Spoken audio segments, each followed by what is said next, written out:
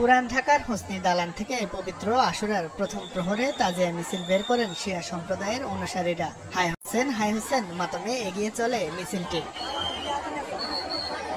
মিছিলের অগ্রভাগে কালো ব্যানার, পরে লাল সবুজের নিশান আর দুলদুল ঘোড়া। মিছিলটি হোসনি দালালের ইমামবাড়া থেকে বের হয়ে চাংখার পুল হয়ে পুরান ঢাকার বিভিন্ন সড়ক প্রদক্ষিণ করে এক স্থানে এসে শেষ হয়। আশুরার এই দিনে কারবালার যুদ্ধে মহানবী হযরত মুহাম্মদ সাল্লাল্লাহু আলাইহি সাল্লামের দৌহিত্র ইমাম হুসাইন শাহাদাত বরণ করেন। মূলত ওই দিনকে স্মরণ করে এই শোকের মিছিলের আয়োজন করা হয়। ইসলামের জন্য, উম্মতের জন্য, আমাদের দ্বীনের জন্য ওনারা কি করে গেছে, এটাই আমাদের বলা।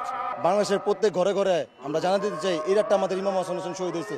এই খবরটা আমরা সবার কাছে পৌঁছে দেওয়ার জন্য আমরা এই অনেক অনুষ্ঠানটা পালন করতেছি। ইমাম হোসেনের স্মরণে শোক মিছিল হয়। শোক মিছিলের মাধ্যমে যে এখন মজলিস হচ্ছে, এই মজলিসের আনুষ্ঠানিকতা শেষ হওয়ার পর আমাদের আরেকটা জুলুস বের হবে।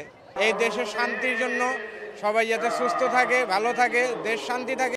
পবিত্র আশুরা উপলক্ষে সকাল 10টায় প্রতি বছরের মতো এবারও সবচেয়ে বড় তাজিয়া মিছিল বের হবে। তাজিয়া মিছিল সহ আশুরা পালনে যে কোনো ধরনের অপ্রীতিকর ঘটনা এড়াতে নিরাপত্তা ব্যবস্থা জোরদার করেছে আইন শৃঙ্খলা রক্ষা বাহিনী।